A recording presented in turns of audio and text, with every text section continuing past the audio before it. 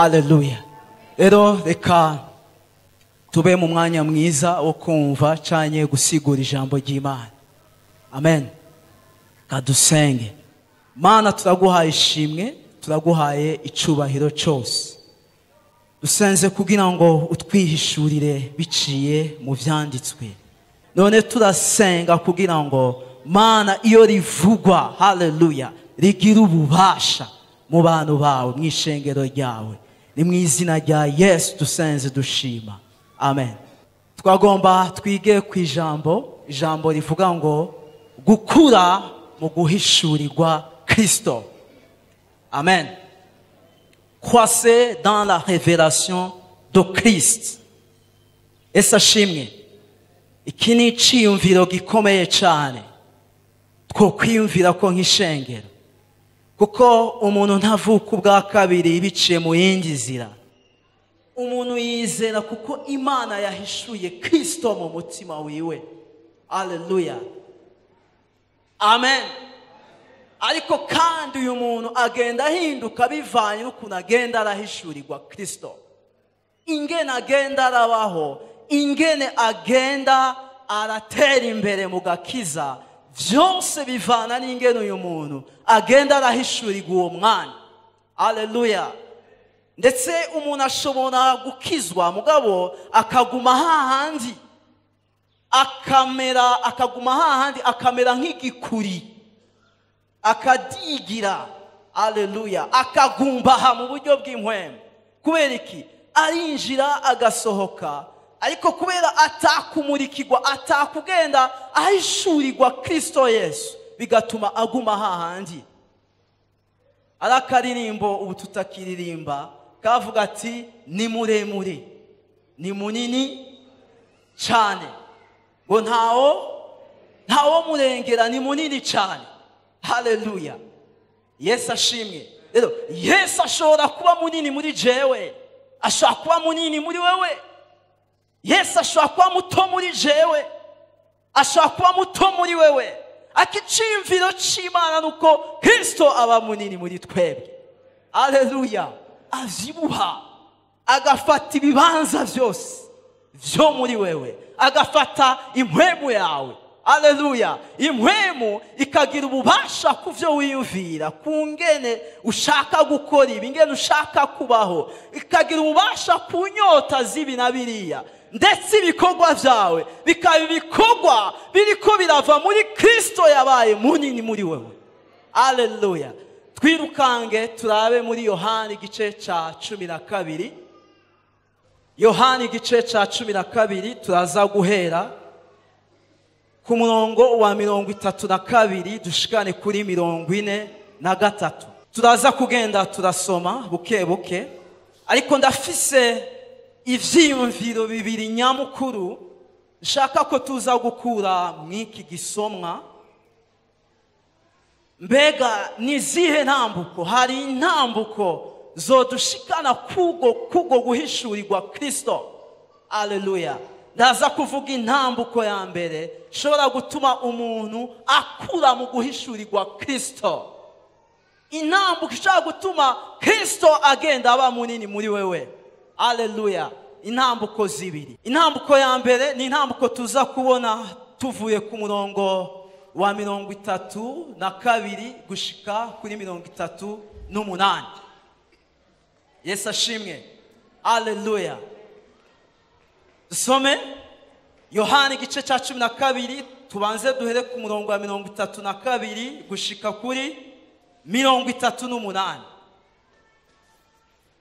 Uyu ni Yesu avuga ngo nanje ninamanikwa hejuru y'isi nzokwikwegerako bose. Avuga ivyo ari kubamenyesha urupfu agira apfe. Ishengero riramwishura riti twebwe twumvise mu vyagezwe ko Kristo azohoraho ibihe bidashira.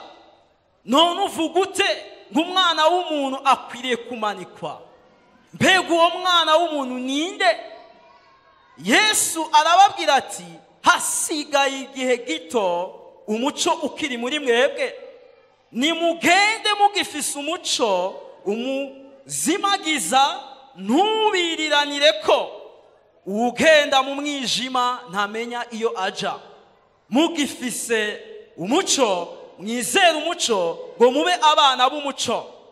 Yesu amaze kuvuga ivyo arabihisha, ariko naho yakoreye ibimenyetso bingana uko imbere yabo ntibarushe bamwizera. Yesu ashimwe. Aya majambo dusoma mu gice cya 12, aha mu gice cya 12 bariko baratwereka inkurikizi z'ivyo Yesu yakoze mu gice cya 11. Haleluya. Mu gice cya 11 turabona Kristo akora igitangaza, ahamagara Lazaro ava hehe? Ava mu mva. Ibi rero bituma aha mu gice cya 2 tubona abantu bariko barakurikira Yesu ari benshi. Amen. Inyuma yiwe hari abantu benshi, umugwi munini cyane. Ariko rero aba bantu bari inyuma yiwe kubera iki? Kubera ico yakoze muri Yohana igice cya 11. Bariko baramukurikira kubera ivyo bamubona ko barabona ko ari umuntu adasanzwe. Amen.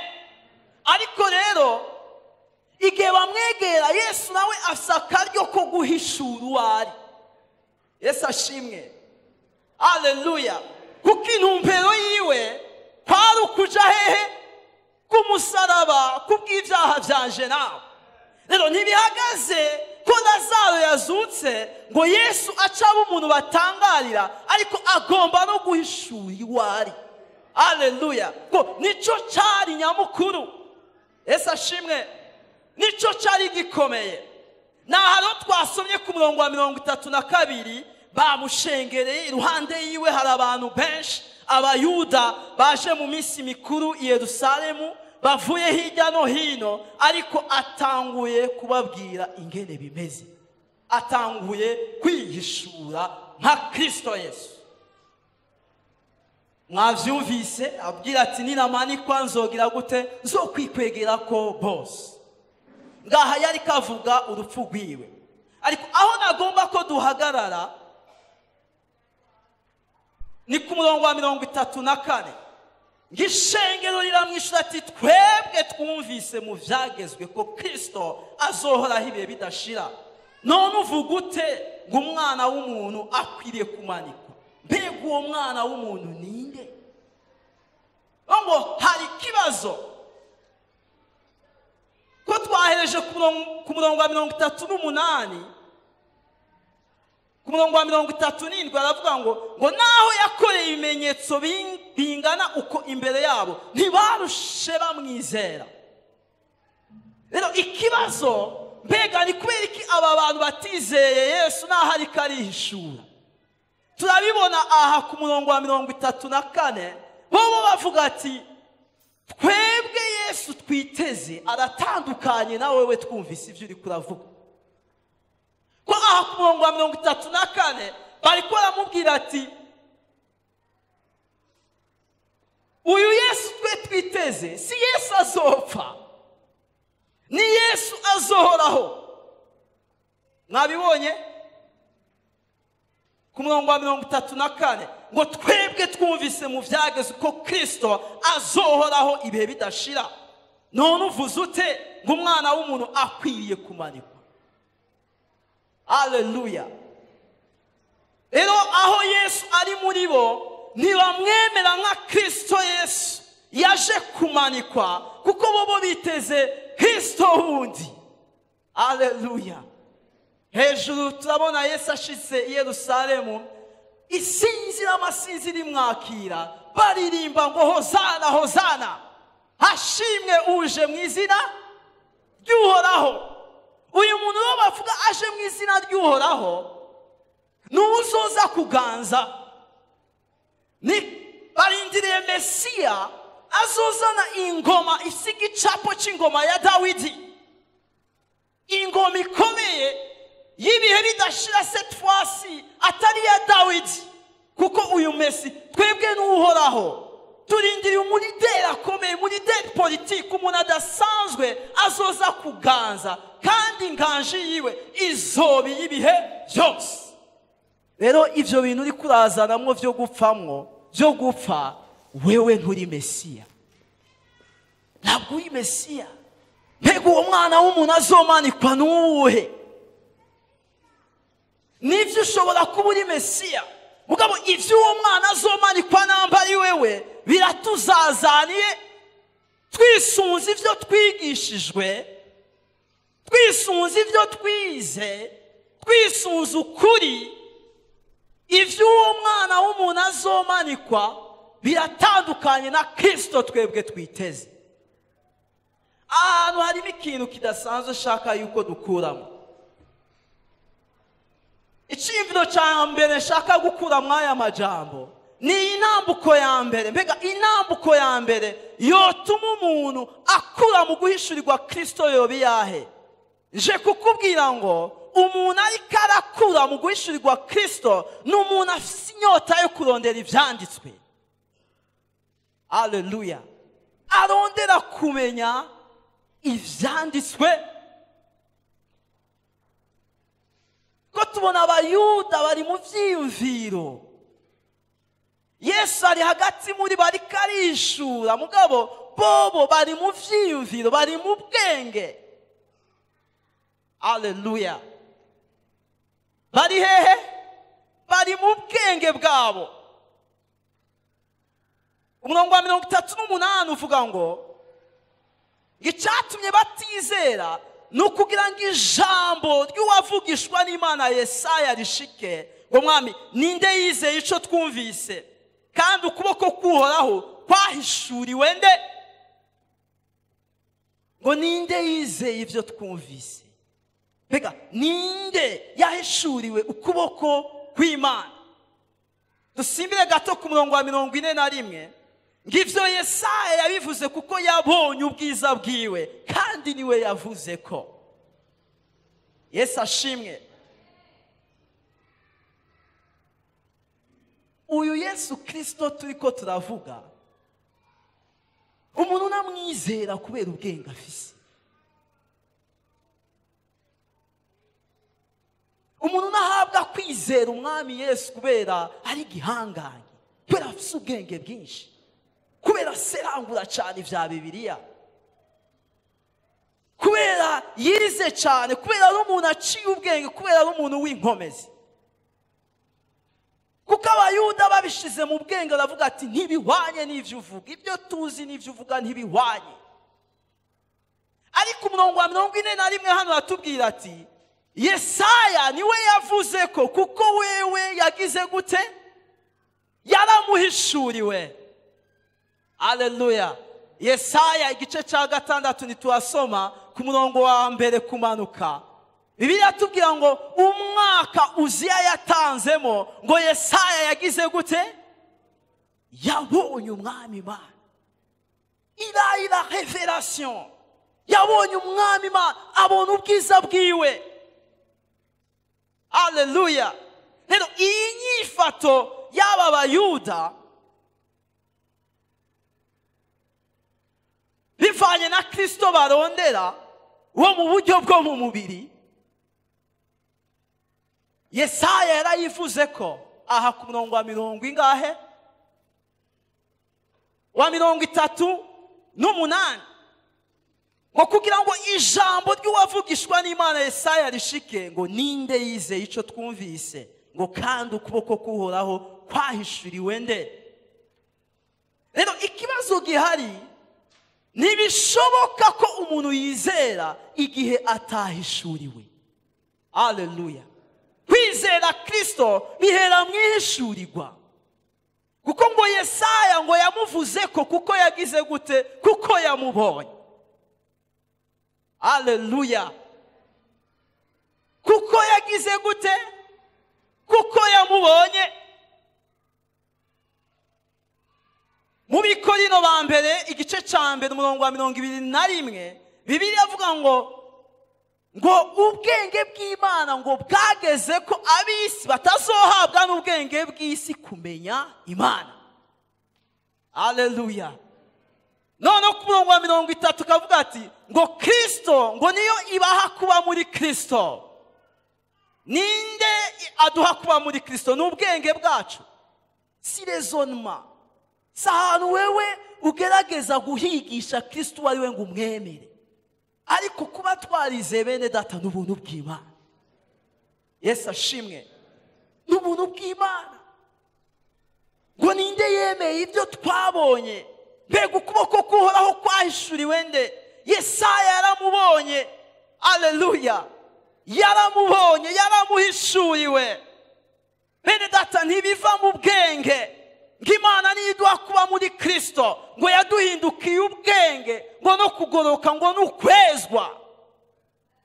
N'Imana iduha kuba muri Kristo Yesu. Ndibuka igihe ninjira ngaho umunsi wa mbere, bari bantumiye ko nari nifitiye iyindi programme. Ariko nshitse ngaha, ijambo nasanze umukozi w'Imana ariko arigisha ryari ijambo rivuga ngo injira mu itamba. Haleluya. Pastor Emile niwe ariko arigisha, nari nicaye hajya ku muryango, nginjira mu itamba. Ndiyumvira ibyo ariko aravuga, ndavuga ati mbe bashiye umugabo aranzi, kari karavuga ngo injira mu itamba. Nari mfise ibibazo byinshi cyane cyane byari bifatiye ku mutwe kukuntu niyumvira. Rero ivyo bibazo ijoro n'umurango nagerageza kuvyikuramo. Ndavuga ati nono ubu se twasi ndavyikuyemo. Hagerageza nkakora siporo, nakora ingufu ziwanje zose kugira ngo nikuremo ivyo vyiyumvira. Uko nagerageza kuvyikuramo niko vyaba vyinshi. Rero iryo jambo ryarafashije, ijambo ryavuga ati wewe rekura, injira mu itamba. Haleluya. Yesu abwira Petero, Petero avuga ati mzee, ibi bintu uri kuravuga ntibiba. Twebwe turaba expert, tubeshejweho no kuroba. Imiryango tubeshejweho n'ifi, narovye kuva nkiri muto. Rero ibi vy'ukumbwira ngo nterere udusenga ku murango ntibibaho. Yesu nawe ati kura ivyiyumviro, injira mu itamba. Haleluya. Ayo majambo yarankoze ko numva Kristo atangwe guhishurwa muri jewe. Numva ndakwiye kurekura, nkinjira mu itamba akabitunganya. Haleluya. Rero ntibiva mu bwenge, ako ni Imana imuhishura Yesu muri wewe ukabona kumwizera. Amen. Turashobora gusoma turabe ivyo Paulo nawe yavuze mu Bigalatiya igice ca mbere. Abigalatiya igice ca mbere umurongo wa 15 na 16. Uyu ni Paulo avuga ngo ariko aho bihimbariye Imana yandobanuye nyiri mu nda ya mama, ikampamagara kubw'ubuntu bwayo guhishurira umutima wanje umwana wayo, ngo mvuge ubutumwa bwiwe mu banyamahanga. Ngako kanya ngo sinagishije inama abafise inyama n'amaraso. Haleluya. Paulo avuga ati Imana kubw'ubuntu bwayo nkuko yabigomvye yantoranije nkiri mu nda ya mama, ngimpamagarira guhishurira umutima wanje umwana wayo Kristo Yesu. Haleluya.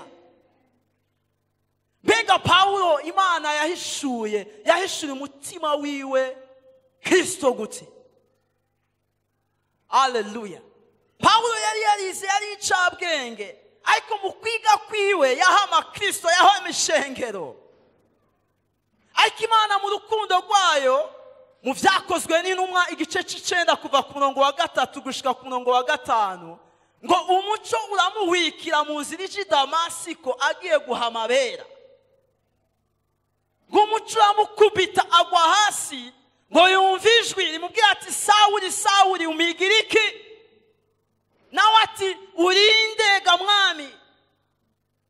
Irindi jwi yagaruka ati ni jewe Kristo uri kurahiga. Haleluya.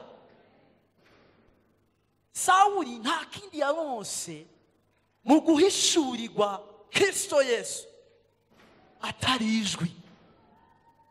Haleluya. Ni ijwi yumvise Kristo avuga, yahawe ijambo. Haleluya. Yahawe ijambo. Nta handi hari mu gukura mu guhishurirwa Kristo atari mu guhabwa ijambo. Yesu ashimwe. Yahawe ijambo. Haleluya. Yahawe ijambo ngo Imana ishura umutima wanje Yesu Kristo kugira ngo mvuge ubutumwa bwiza. Bene data, ntushobora guhinduka igihe utahawe ijambo. Nta kindi gihindura, nta handi hava ihinduka, nta handi atari igihe umuntu yumvise ijwi, yumvise ijambo, igihe ahawe ivyanditswe. Rero ikibazo kiri ngaha uyu munsi nuko mwishengero abantu tuzi ko b'incabwenge, tuzi ko ari incabwenge, iyo binjiye tubabona nk'abantu bakuze mu buryo bw'impwemu. Haleluya. Cha kwinjira ngaha uri umuntu akomeye, umuntu w'umuhinga, umuntu uzwi mu bintu bitandukanye, ariko nimba wakiriye Kristo Yesu ukavuka ubwa kabiri, aho hari n'intambwe, ariko hariho n'abandi binjira atavyo bazi, ariko ku gihagararo twe tukavuga ati uyu muntu arakomeye mu buryo bw'impwemu, kubera ikoti yambaye, kubera ikirato yambaye, kubera ingene asa, tugaca tumwitirira udasanzwe mu vy'ubwami. Haleluya. Bagaca banegezwa imbere, bagatangura gushigwa mu manama akomeye y'ishengero, ishengero rikaba rirononywe, riba ryononywe, kuko uyu muntu ahantu mumushize siho.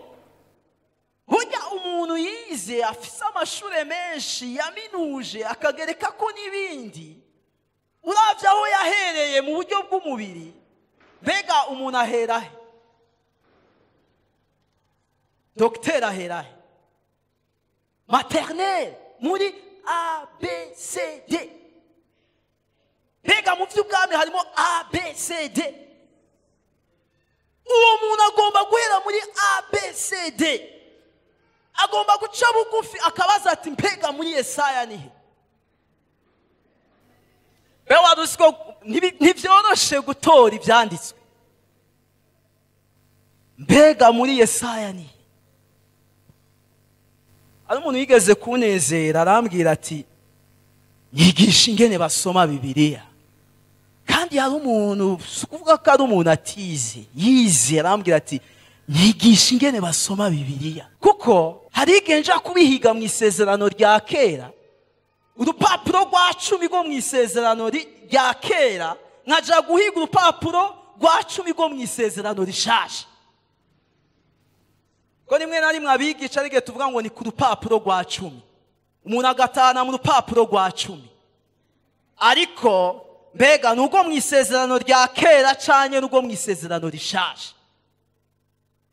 Rero n'abakomeye n'abahamba iyo binjiye mu ishengero bakwiye guca bugufi bakamenya les voyelles A, I, U, O, E, akiga gucapa mu vy'imhemu. Abana bo bamavuga ngo ivyo bifyorogoto. Maze kubona abana bo muri maternelle baguma bapingana ngo ivyo bifyorogoto.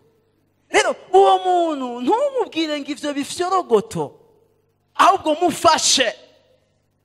Bene data, icyo Imana ishaka nuko twese tugira ubwenge bwa Bibiliya. Haleluya. Rero umenga ubwenge bwa Bibiliya nubwo abantu bato bato, kuko abakomeye umenga bo barafise ubwenge bwa Bibiliya. Bafise ubwenge bwo kuvura, bafise ubwenge bwo guca imanza, bafise ubwenge bwo guhiga kanoti, mugabo ubwenge bwa Bibiliya nabo barabukeneye kuko ntabwo bafise nimba bataburonde. Haleluya. Bibiliya yagenewe bose, abahambaye n'aboroshe. Yesu ashimwe. burya n'umuntu atize menshi Bibiliya yanditse ku rugezo rw'aho ashobora gutahura ibyanditswe.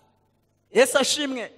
Kandi n'utigeze mu wa mbere iyo azanye iryo shaka n'iryo nyota twama twabakiye umwe ati nyigisha kwandika no gusoma kugira ngo menye gusoma Bibiliya. Mbega uwo muntu azobimenya cyane nazobimenya? Azobimenya kandi mu kanya gato. Haleluya, haleluya. Yesu ashimwe. Rero iki ni ikintu gikomeye cyane kugira ngo ukure mu guhishurirwa Kristo. Urakeneye kuba umuntu afise inyota y'ivyanditswe. Haleluya. N'ayandi ni indoto ntibizokunda. Amen. Reka nje nzana ikindi ciyumviro. Mbega niyihe nambuko cyane nikihe ciyumviro cyo dufasha kuba abantu bakuze mu guhishurirwa Kristo? Shaka kuvuga mu mibereho, mu buzima bwa misi yose ingene ubayeho. Nivyo urakeneye kuba umuntu aserangura, ariko uburyo ubayeho nabwo burakomeye cyane. Haleluya. Ku murongo wa 39 gushika kuri 43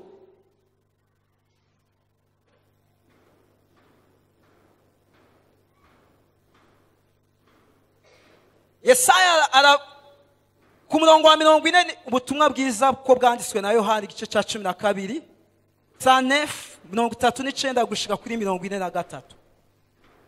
Nico cyatumye badashobora kwizera, kuko Yesaya yongeye kuvuga ati yabahumye amaso, yabakomanaje imitima kugira ngo ntibabone, kugira ngo nibabonesha amaso, nibatahurisha imitima, ntibahindukire ngo mbakize. Haleluya. Iki ni ikindi cyiyumviro gikomeye, kuko ibyo Yesaya yavugishijwe byari bihagaze ku runganwe arimwo rw'Abayuda b'igihe ciwe, ndetse avugishwa n'Abayuda b'iki gihe. Kuko mu isezerano rya kera Yesaya ahabwa aya majambo, ngo nico cyatumye Imana ibahuma amaso ngo ntibabone, ngibahuma amatwi kugira ngo ntibatahure. Uvyumva umenga ni kibi kiva ku Mana, ariko ibi byari bihagaze ku buzima iri hanga ryari ribayemo. Kuba abantu bahumye badashobora kubona umugambi w'Imana ku buzima bwabo, ivy'Imana yasezeranye, ivyo yavuganye na basogokuruza, umugabane wabo ku Mana, kutabitahura no kutabibona, suko Imana itagomba yuko bagera kure hamwe nayo, ariko vyari bivuye mu kutagondwa izosi kwabo. Muraza kubisoma mu gice ca mbere icete ca mbere Yesaya yanditse. Murabona ingene iri hanga ryari ribayeho, ryari hanga ritagondwa izosi, kugeraho mu gice ca 6 ca Yesaya Imana imuhagurutse imubwira ati bwirira ubwo bwoko ngo bazobibona ariko ntibazovyihweza, bazokumva ariko ntibazotahura, kugira ngo ntibahindukire ngo mbakize. Zari inkurikizi z'ubuzima babayemwo. Ubuzima babayemwo ubona muri Yesaya igice ca 65 ngo bari basa amakoraniro meza cyane, ngo ariko arimwo ibigabitanyo. Ibigabitanyo. Ntibishoboka ko umuntu akura mu guhishurirwa Kristo igihe uyu muntu ari umuntu agabitanya. Mbega mu makoraniro yacu twovuga ngo harimo abantu bagabitanya? Hano ntabahari. Barimo bubaka igicaniro bakacubakisha amatafari, bagomba kucubakisha amabuye. Binjira free ahera batihumanuye,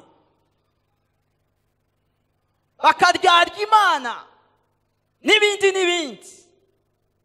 Ibi rero ntushobora kuba uri umuntu w'umugarariji agendera mu byaha, agendera mu bitandukanye n'ivy'Imana ishaka, ngo ukure mu guhishurirwa Kristo Yesu. Ntibikunda.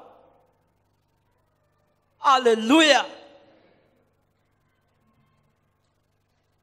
Reka duhereze ngaha Yohana igice ca 14:21 gushika kuri 24. Nguri n'ivyagezwe vyanje akavyitondera, uwo ni wa nkunda, kandi uwo nkunda azokundwa na Data, nanje nzomukunda kandi nzomwihishurira. Haleluya. Kristo niteguye kwihishurira uwo ari we wese, ariko uwumukunda akitondera ivyagezwe vyiwe, uyu Yesu avuga ati nzomukunda, Data azomukunda kandi tuzomwihishurira. Bene data, iyo uri kugenda uko bibereye, Imana irakwihishurira. Haleluya. Kuko mw'ishengero nararavye nsanga hari imigwi itatu. Hari abantu usanga bari mu vyaha kanaka, ariko ugasanga bafise ishaka ryo kubivamwo. Nivyo? Abo ni bamwe Yesu yavuze mu butumwa bwiza bwanditswe na Matayo igice ca 5, ngo abafise inzara n'inyota yo kugororoka bazogira gute? Bazohazwa. Imigani igice 8:17 ngo nkunda bankunda, ngo abandondera ubudahumeka bazogira gute? Bazombona. Haleluya. Uwo ni umugwi wa mbere, abirimwo mugabo afise ishaka ryo kubivamwo. Hari undi mugwi w'abantu noneho batambikije, bamwe mu vyahishura bavuga ati nakazuyazi. Mw'ishengero hari abantu batigira batera imbere mu kumenya Kristo, mu kwagukirwa muri Kristo, kubera baratambikije. Ivy'imwe mu hamwe yumva bikunda, mugabo ageze hanze afise n'inyota y'icaha. Umuzosanga ari mu bikorwa arasambana, ari mw'ishengero ariba, ari mw'ishengero arabesha, ngo muri we ivyagezwe amajambo arayumva mugabo ntamugera. Uyu none aca yitwa gute? Ni kirumbirane. Aca binagondwa imbere y'Imana. Numwe muri rya hanga ritagondwa izosi. Mbega uyu muntu Yesu azomwihishurira. Yesu avuga ati unkunda akitondera ivyanje zomwihishurira. Hari n'abandi usanga bari hano umugwi wa gatatu, aratega amatwi umuraba ukamenga aravyumva, mugabo muri we n'indyarya. Avuga ati kuri ivyo ngaho, ubwo n'uburofa bwayo, ubwo n'ubujuju bwayo, iyo n'inzara igutera kubivuga. Les hypocrites. Aba bose, imigwi yose ikwiye guhinduka. Haleluya. Yesu ashimwe. Amen. Haleluya. Rero Imana yiteguye kwihishurira abantu biciye mu vyanditswe, ariko niyo aba bantu bagenda bubaha umwami Yesu, ashishikara kwihishura mu buzima bwabo. Ariko ikintu nigiye kuri madame, twubakanye ashobora kuza mu nzu mfise umushitsi, ariko namwimye n'ifana. Ariko nanje vyari bihwanye na krize narimo. Ariko yavuga ati tora kijya gihumbi kiri hajya ugurire uwo muntu ifana. Tukagonganira aho hantu, kuko muri we yumva umutima Imana yashize muri we ari wo kuyubaha mu buryo bwose. Haleluya. Kugera yigena mubwira ati none wewe uzokwa mutanga ubutunzi bw'umuryango, amafaranga utanga ni menshi vre. Arambwira tukwiye kuzumfasha mw'iki kintu, kuko ni kimwe nkora nubashe Kristo Yesu. Ariko rero kugera uyu munsi byarantuze, kuko nawe ayo yinjiza ni menshi. Haleluya. Ni menshi. Igeje nakubita Satana bibiri hirabuye, yazambwira ati burya naka nkubise ijana. Rero bitangura kunyigisha ko biciye mu mutima wo kumvira no gushitsa Imana yashize muri we, vyatumye nshishikara korohewe.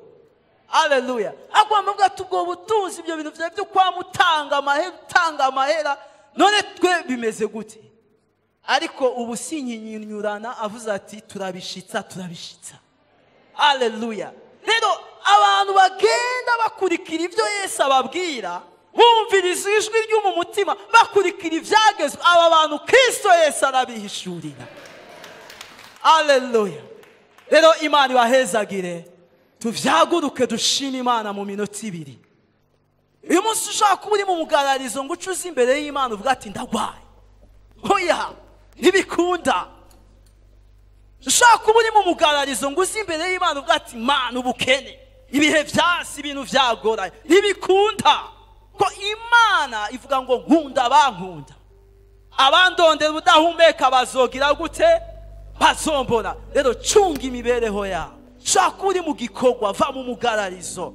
Shaka uri mu ishengero, va mu bitera soni, va mu buhumbu. Haleluya. Va mu busambanyi, va mu nzira zitarizo.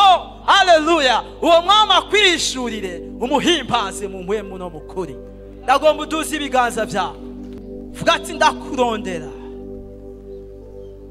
Unshiremo inyota, unshiremo ishaka ry'ivyawe, uhindure ingeso zaje, uhindure imibereho yanje. Urakoze. Ndagushima Mana kuwo akweretse umutima wiwe. Ndagushima Mana kuwo wese yakiriye amajambo kandi yumva hari ico yakoze mu buzima bwiwe. Turagukomeye amashi menshi cyane. Haleluya.